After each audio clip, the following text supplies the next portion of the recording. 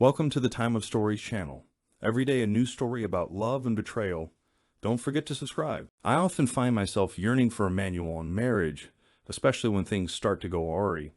My name is Danny, and I've always been ingrained with the notion that a man's duty upon marriage is to provide for his family at any cost.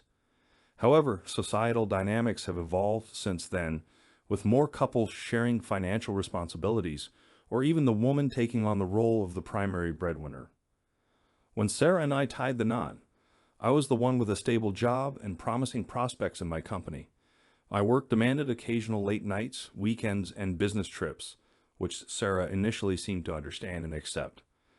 In the early years of our marriage, she too worked, but after the arrival of our son Harry, she chose to be a stay-at-home mom. Our life seemed idyllic with a comfortable home, a supportive spouse, and a fulfilling job that allowed me to provide for my family. I couldn't shake off the feeling that something was amiss. The challenges began to surface when our second child entered the picture. Conceiving Harry had been a struggle. I was informed by the doctor that I had a low sperm count. However, we remained hopeful and continued to try, eventually welcoming our son into the world. Despite the initial difficulty, our marriage remained vibrant and full of joy. So when Emily arrived unexpectedly 3 years later, we embraced the surprise with open arms. After her birth, Sarah and I made the mutual decision not to expand our family further, acknowledging the demands of parenting as a full-time commitment in itself. As time passed, like any couple, we encountered our fair share of disagreements and challenges, but we always managed to communicate effectively and find resolutions. However, a period arose when Sarah faced health concerns specific to women and sought medical attention. Unfortunately, the issue wasn't severe, as she reassured me, but it did temporarily affect our intimacy. Despite my inquiries, Sarah remained tight-lipped about the specifics, reassuring me that there was no cause for worry. Reflecting on it now, perhaps I should have been more inquisitive at that time. Meanwhile, my career demanded long hours, but my dedication began to yield results with promotions every few years. I'm on track to become the director of manufacturing within the company, a prospect that promises a reduction in work hours and more time to spend with my family. Harry has recently turned 17, nearing the end of his high school journey, while Emily is about to embark on hers. Both children excel in sports, a trait I like to attribute to my own influence.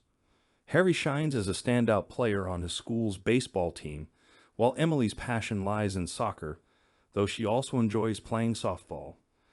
Both excel academically and boast considerable popularity among their peers. Harry has dipped his toes into the realm of teenage romance with a few girlfriends, while Emily is just on the cusp of entering the dating scene. It's a phase of parenthood that fills me with both pride and trepidation. God help me. With Harry soon venturing off to college and Emily reaching an age of increasing independence, Sarah began dropping hints about rejoining the workforce. The idea didn't seem objectionable. After all, she had a valid point, so I agreed, stipulating that it shouldn't disrupt our family's routine. She secured a part-time position at a major department store in the mall, indulging in the added perk of an employee discount. After a few months of Sarah's return to work, a sudden cancellation freed up my day, coinciding with her shift. Seizing the opportunity, I decided to surprise her with a lunchtime visit. Knowing her placement in the jewelry department, I eagerly ventured into the mall, hoping for a chance to involve her in selecting a gift. However, upon inquiry to the young woman manning the counter, my hopes were dashed. "She's not due in until tomorrow," came the cheery response, leaving me puzzled and somewhat unsettled. The discrepancy lingered in my mind as I returned to work, unable to shake off the nagging feeling that Sarah had been certain about her schedule. Despite my attempts to focus, her absence continued to gnaw at me throughout the day. However, as the hours passed, the distraction gradually faded and I immersed myself in my tasks. By the time the workday concluded, my thoughts had shifted to the anticipation of a tranquil evening at home. Yet, upon entering the empty house, the silence felt unsettling. I wondered about Sarah's whereabouts. Moments later, her car pulled into the driveway and she emerged, dressed in her typical work attire, a knee-length skirt paired with a blouse. Surprised by my early return, she remarked, "You're home early. Didn't you mention an all-day meeting?" Yeah, but it wrapped up sooner than expected. Back to the grind tomorrow, I responded, a lie slipping from my lips without explanation. Her smile remained unaffected as she explained, "Oh, that's unfortunate. I had to cover for a colleague who called in sick, ended up working a double shift." It suddenly became clear why I had lied, but the reason eluded me. "Sounds like you had a hectic day too. Are you on to be tomorrow?" I inquired. "Yes, but it should be less chaotic if our absentee colleague shows up. Let me get dinner started once I change," she replied before ascending the stairs. Alarm bells rang in my mind as I processed the realization that something was awry. Why would Sarah fabricate her presence at work? What was she concealing? Determination surged within me. I needed to uncover her true schedule. The plan formulated in my mind. Wait until she claims to be working on a day she shouldn't be, then confront her with the truth. But how could I obtain her schedule without arousing suspicion? My train of thought was abruptly halted by the arrival of my son, his greeting snapping me back to reality. "Hey, Pops," he called before darting upstairs for his evening routine. The quest for information consumed my mind throughout the night, the need for discretion paramount. It wasn't until the following morning that a solution dawned on me. Arriving at work early, I summoned John, a longtime employee who exuded a nervous energy upon entering my office. "Hey, John, thanks for dropping by," I began, noticing the tension in his demeanor. Yeah, sure, no problem," he responded tentatively. Steeling myself, I broached the topic delicately. "I wanted to ask you something unrelated to work. I've heard your wife works at the same store as mine, and I was wondering if they might know each other." Relief washed over John's features as he relaxed slightly. "Oh, I'm not sure. What department does your wife work in?" "She's in jewelry. And your wife?" "Perfumes and colognes, I think. Why, you ask?" "I was hoping to plan a surprise for my wife, a romantic getaway, but I need to find out her work schedule without tipping her off." "Would you mind asking your wife to discreetly gather that information?" "It would mean a lot to me." I fabricated inwardly, loathing the deception. "Thanks, John. That's really helpful. How soon do you think your wife could get her hands on it?" I inquired eagerly, eager to move forward with my plans. He reached for his cell phone, a glimmer of determination in his eyes. "I'll give her a call now. She's still at home and doesn't need to be at work until 8 a.m., he reassured me before dialing. I listened intently as he conversed with his wife, a wave of relief washing over me as he ended the call with a smile. "She'll fax over the schedule for the month later this morning." "Is that all right?" he confirmed. "Absolutely perfect. Thanks so much, John. And please convey my gratitude to your wife as well," I replied sincerely. An hour later, armed with my wife's work schedule, I couldn't help but notice the glaring disparity. She had been working significantly fewer hours than she had claimed, minus 10 to 12 per week as opposed to the 18 to 25 she had told me. My mind raced with apprehension, contemplating the potential reasons behind her deceit. However, I had little time to dwell on it as work demanded my attention. Throughout the day, my thoughts remained consumed by the mystery surrounding my wife's actions, leaving me unable to focus on my tasks. Following the final meeting, I retreated to my office, poring over her schedule and meticulously organizing the data into a spreadsheet on my phone. The need to unravel her activities consumed me, leading me to explore online options for tracking her movements. With a list of potential tools at hand, I opted for discretion, purchasing a prepaid debit card with cash to avoid leaving a paper trail. As I headed home, my mind buzzed with the anticipation of uncovering the truth. The following day I took action, ordering the necessary equipment and having them shipped discreetly to my office. With a few days before their arrival, I found myself wrestling with the impending reality of why I might uncover. Sitting at my desk, I compiled a list of potential explanations for my wife's deceptive behavior, with infidelity looming ominously at the forefront. The mere thought of betrayal sent shivers down my spine, challenging the foundation of our supposedly strong marriage. As the week progressed, the ordered items arrived at my workplace, serving as tangible reminders of the looming confrontation ahead. Among them were a tracking device for her car, compatible with my iPhone or iPad, as well as voice-activated recorders and covert cameras destined for our bedroom. Surveying the array of surveillance equipment left me with a bitter taste, a stark reminder of the distrust that now overshadowed our relationship. Despite my reluctance, doubt gnawed at me incessantly, urging me to uncover the truth, no matter how painful it might be. With a heavy heart, I resigned myself to the task at hand, preparing to invade my wife's privacy in a desperate search for answers. The following morning, fueled by a mix of apprehension and determination, I rose earlier than usual, surreptitiously installing the voice recorder and tracking device in her car. Once at work, I meticulously reviewed her schedule, identifying windows of opportunity for surveillance. Though she wasn't slated to work that day, I couldn't resist the urge to call and confirm her whereabouts, my heart pounding with anticipation and dread. I dialed my wife's number on the office phone, my heart pounding with a mixture of apprehension and resentment.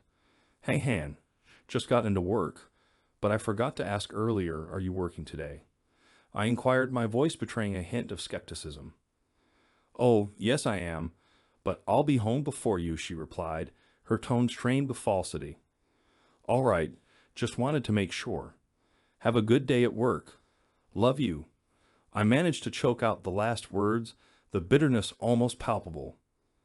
With the tracking device discreetly installed in her car, I knew I'd soon have answers. As she moved about, I would set up the spy cameras and additional voice recorders upon my return home, desperate to uncover any evidence of her betrayal. The mere thought of another man desecrating our bed filled me with a rage unlike any I had ever experienced. She would face consequences for her betrayal, not just toward me, but to her children as well. Throughout the morning, I kept a watchful eye on my iPad, awaiting the moment she left the house. Around 10 a.m., the tracker indicated her departure, signaling my cue to action. Crafting an excuse to leave the office, I informed my assistant that I needed to attend to personal matters and would return after lunch. Back at home, I meticulously placed the surveillance devices in her bedroom, ensuring optimal coverage while remaining undetected. With everything in position and tested, I checked the tracker on my iPod, discovering Sarah's location at the mall.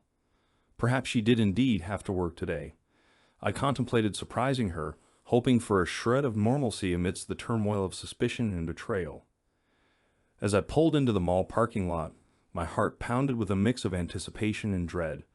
Spotting Sarah's car parked inconspicuously in a distant corner, away from her supposed workplace, sent a jolt of unease through me. Sensing something amiss, I quickly retrieved the new digital camera I had acquired and discreetly snapped a few photos for evidence. Navigating through the parking lot, I parked closer to the store and made my way to the jewelry department, my mind clouded with a storm of emotions from previous visits. "Hello.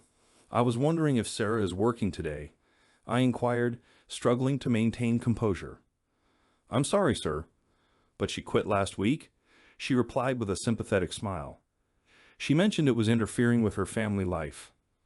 Can I assist you with anything else?" No, thank you," I muttered, my anger simmering beneath the surface. The revelation hit me like a freight train. Sarah's deceit ran deeper than I had ever imagined. How could she lie so effortlessly? Questions swirled in my mind, each one fueling the fire of betrayal burning within me. It dawned on me that this deception likely wasn't a recent development. How long had she been deceiving me? And with whom? Fueled by a newfound determination, I abandoned the idea of returning to work, opting instead to stake out her car from a discreet vantage point in the parking lot. I observed from a safe distance, ready to capture any incriminating evidence should the need arise. As the afternoon wore on, my patience wore thin until finally, around 2 p.m., another car pulled up beside hers.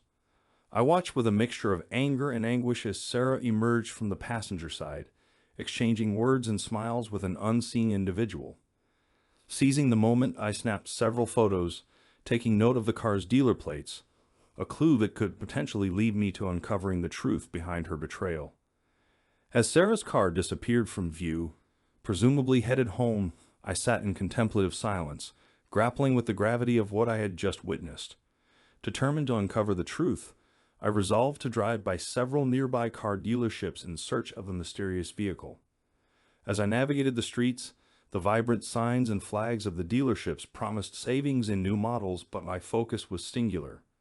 I sought not a car, but the man who had infiltrated my marriage. Despite scanning several car lots, the elusive vehicle remained out of sight. Aware that drawing attention to myself could jeopardize any chance of catching them in the act, I remained in my car, strategizing my next move. It became apparent that mere sightings weren't enough. I needed concrete evidence of their affair, but the method eluded me. With a heavy heart, I shelved the problem temporarily, mindful of an impending 3-day business trip the following week. Returning home, I broached the subject with Sarah, concocting another lie to conceal my intentions. Sorry, Han, but they've extended our trip for the whole week. I should be back by Saturday afternoon. I hope that won't be a problem for you, I fibbed, watching her reaction closely. No, that should be fine, she replied with a smile that sent a chill down my spine. Aware of her potential plans with her lover, I retired to bed, feigning sleep while my mind raced with thoughts of resolution. The following morning, I pushed the issue to the recesses of my mind, focusing on the tasks at hand. As the week unfolded, consumed by work, the impending trip loomed closer. On the day of departure, my son offered to drive me to the airport, unaware of the turmoil brewing beneath the surface of our seemingly normal lives. I couldn't shake the sense that something weighed heavily on my son's mind. Sensing his unease, I gently prodded. "What's on your mind, slugger? You seem quieter than usual. Is everything all right?" His hesitation was palpable as he struggled to articulate his thoughts. Dad, I don't know how to say this, but I think you need to know. Mom, she's. His words faltered, and I offered a knowing prompt. She's having an affair, right? Yes, I'm aware. Is that what you wanted to tell me? I interrupted, bracing myself for confirmation. His expression betrayed a mix of surprise and sorrow. Are you going to divorce her? He inquired tentatively. I'm not sure yet. How did you find out about her infidelity? I inquired, a cold knot forming in my stomach. A few weeks ago, my baseball practice got rained out, so I came home early.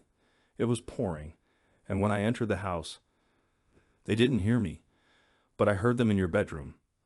I saw them together, he recounted, tears welling in his eyes.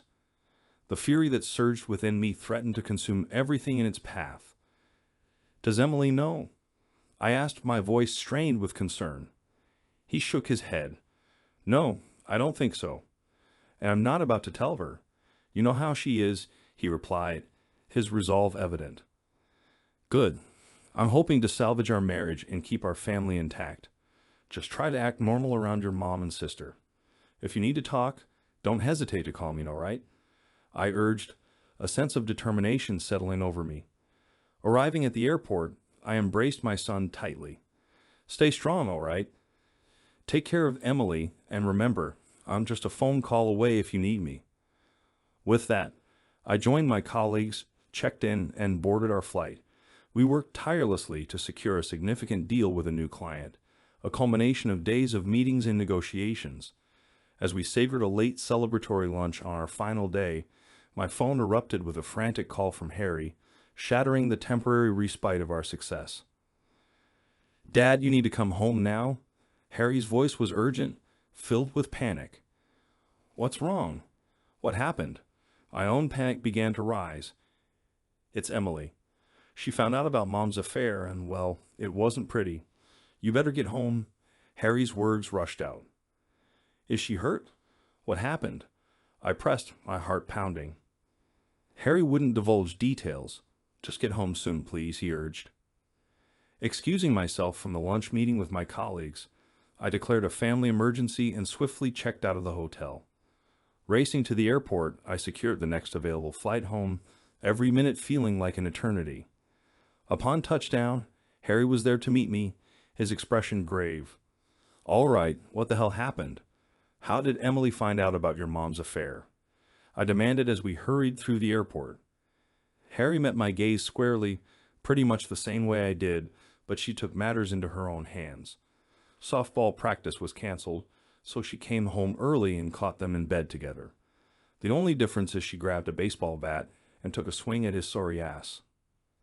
I stared at Harry in shock, unable to comprehend what I was hearing, but he grinned widely, a glint of satisfaction in his eyes.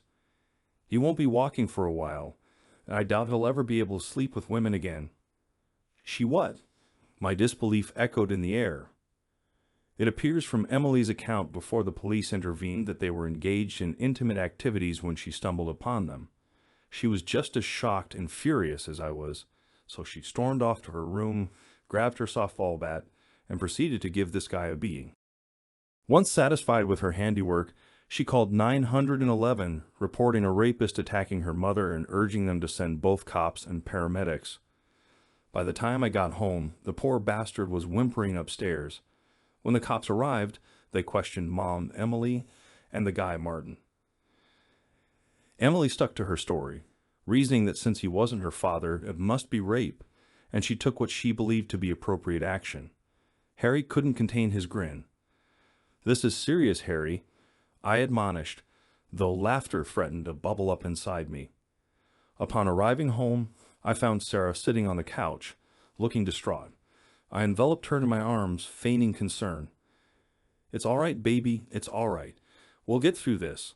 I know it's been traumatic, but with some counseling, you'll be fine," I reassured her, suddenly playing into the narrative of the alleged assault to maintain her innocence in my eyes. She trembled, uttering a soft, "Oh God," before tears began to flow. Turning to Harry, I inquired about Emily's whereabouts. "She's still at the police station. I wasn't sure what to do," he confessed. I rose, pulling out my phone to contact our family lawyer. Briefing him on the situation, I requested a recommendation for legal representation, prompting him to arrange a meeting at the police station within the hour. Stepping aside with Harry, I spoke to him in hushed tones, shielding Sarah from our conversation. "I don't want your mother to know that we're aware of her affair." To us, Emily was defending against a rapist. "Understand?" I emphasized to Harry. He nodded, his expression serious. "Got it. Stay here and comfort her. I'll go get Emily and bring her home," I instructed, steeling myself for the task ahead. At the police station, I conversed with the desk officer while awaiting the arrival of the lawyer. Once he appeared, we initiated the process to secure Emily's release. Martin had expressed a desire to press charges against her for assault. I inquired whether my wife intended to press charges against Martin for rape, but it seemed she wasn't pursuing legal action. In that moment, I realized the delicate position Sarah was in. If she didn't press charges, it would imply admission of the affair, potentially leading to Emily's incarceration. Conversely, if she did, Martin could expose the truth, resulting in similar consequences for Emily. It was a painful realization, solidifying the end of our marriage. Feeling a mixture of pride and sorrow for Emily, I admired her courage in defending her mother, yet mourned the circumstances under which she had discovered the truth. As the hours passed, Emily was released into my custody, with a summons to appear in court in the coming days. Holding my daughter close as she wept, I vowed to support her through the tumultuous times ahead. "I'm sorry, Daddy, but I had to stop him." Emily sobbed, her voice choked with emotion. "It's okay, baby. You did the right thing, and I'm so proud of you," I reassured her, tears streaming down my own cheeks. "Can we go home now?" she asked, her voice trembling. "You bet, sweetie, you bet," I replied, comforting her as we left the station. Back home, Harry enveloped Emily in a warm hug as she entered the house. "How are you holding up?" he asked with concern. "Better now that I'm home," she sniffled, seeking solace in familiar surroundings. Glancing around the living room, I noticed Sarah's absence. "Where's your mother?" I inquired. "She went to lie down," Emily replied bitterly. "That bitch. When you divorce her, sorry ask, can I live with you?" she added, her anger palpable. Both Harry and I exchanged surprised glances at her blunt statement. Honey, who said I was going to divorce your mother?" I questioned, taken aback.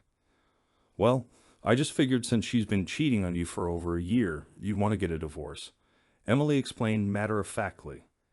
We were speechless, stunned by her revelation. "What?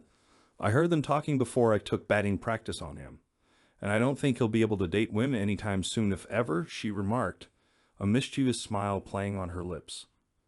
I couldn't help but chuckle. "Let's hold off on the divorce talk until I talk with your mother." Why don't you guys get to bed? It's been a busy day for all of us, I suggested, eager to diffuse the tension.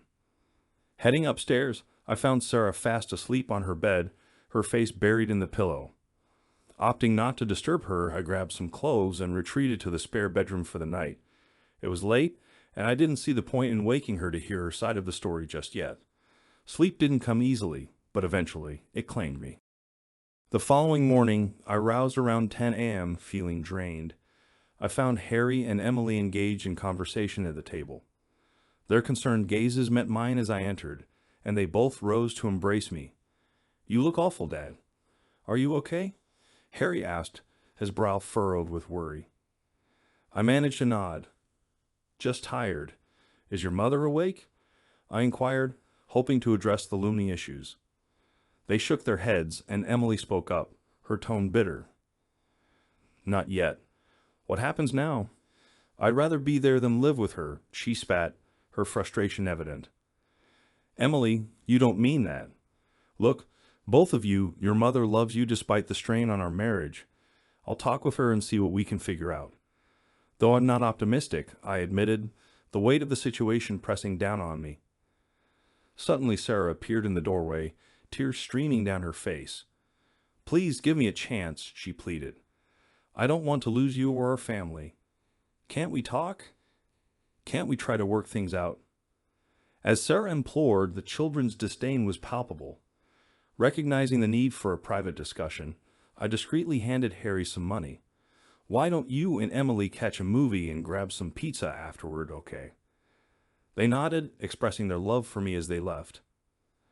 Sarah slumped into a chair, despondent. "They hate me. My own children hate me," she lamented. "Well, what did you expect? You had an affair and they found out. So where do we go from here?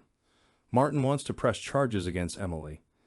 If that happens, I won't shy away from the truth hitting the press. You need to have a serious conversation with your ex-boyfriend. And if he refuses to cooperate, tell him you'll file rape charges against him. Do you understand?" She nodded, tears streaming down her cheeks. "What about us, Danny? What about our marriage?" she pleaded. "I'll be meeting with a divorce lawyer next week. You should do the same. Our marriage, as far as I'm concerned, ended long ago. I'll seek full custody of the kids because, well, Emily might take a baseball bat to you in your sleep.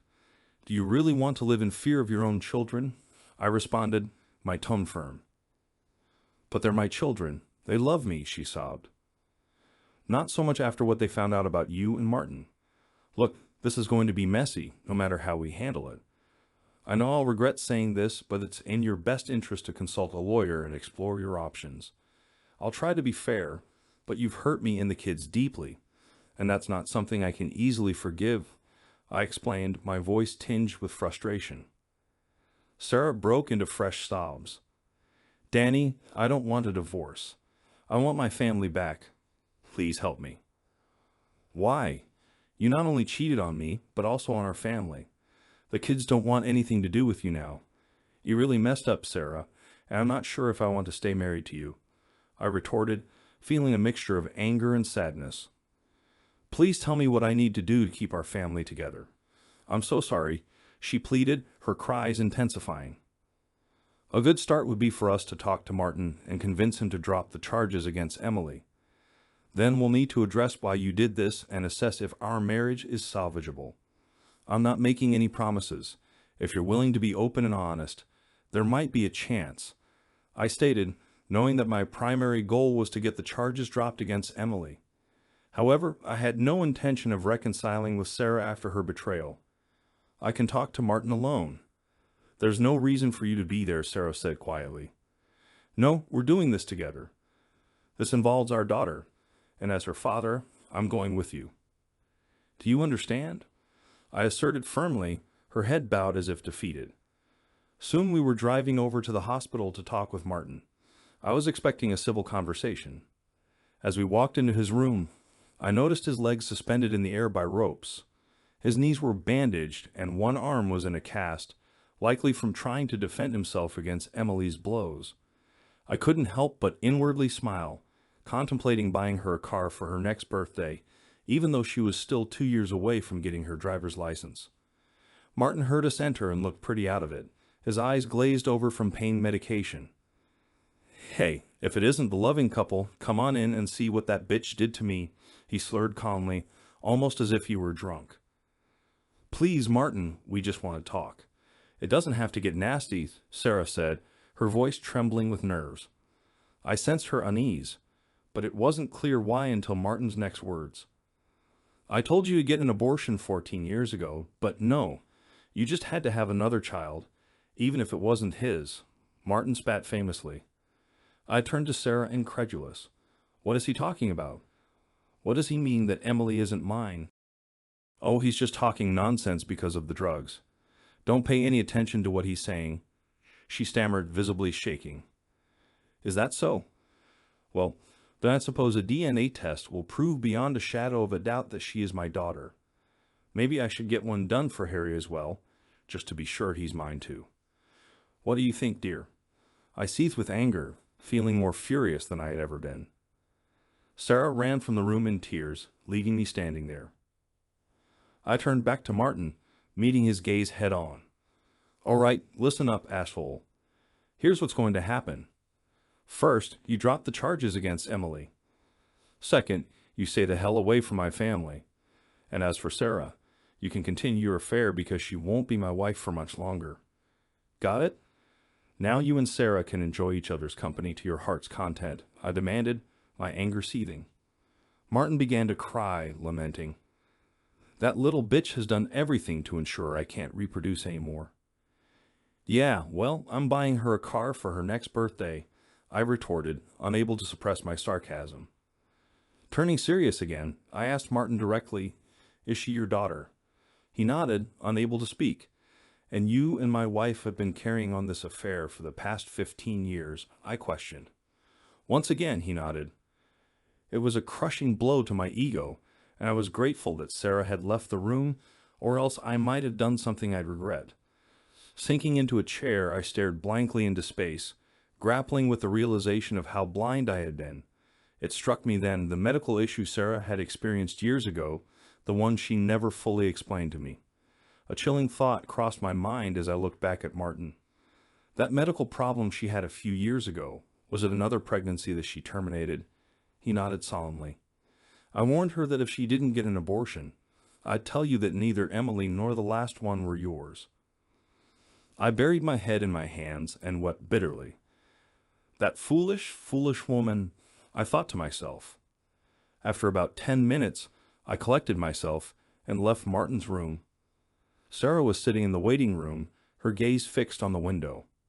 She rose as she saw me and followed silently to our car. The ride was quiet until Sarah finally spoke up. I know you must really hate me, but it's not what you think. It was just, she began, her voice trailing off. I cut her off, my voice firm and unyielding. If you try to minimize this as just a fling, you'll find yourself in the next room with Martin. When exactly did this affair begin? And when were you planning to tell me about the abortion, or about Emily not being my daughter? She dissolved into tears once more, but I remained resolute. Here's how it's going to unfold, and if you don't agree, you'll face consequences beyond your imagination. Are we clear? She nodded, her tears continuing to flow. Firstly, our marriage is over. You will leave the house tonight and never set foot inside again. Secondly, I will have full custody of the children. You'll have visitation rights, but only if they consent. If they don't want to see you, I won't force them.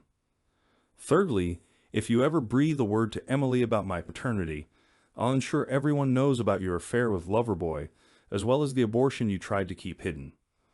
Oh, and let's not forget you quit your job for Mark, I stated firmly. She buried her face in her hands, unable to confront the harsh reality. Sarah, I don't want to see you again, and I certainly don't want you near my children. Do you understand? Are we clear on that? I demanded. Through sobs, she managed. They're my children too. No, not anymore. You can visit them if they agree, but I doubt they will. Now when we get home, you pack your things and leave, I instructed, my tone unwavering. Where will I go? Call your parents. Call a friend. Stay at Martin's place. Pitch a tent in the park for all I care.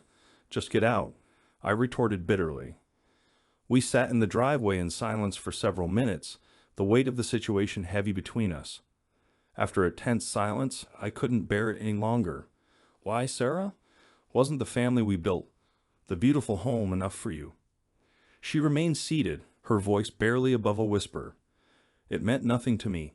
He was great in bed. And then he started blackmailing me after Emily was born. I do love you. Can we at least try to?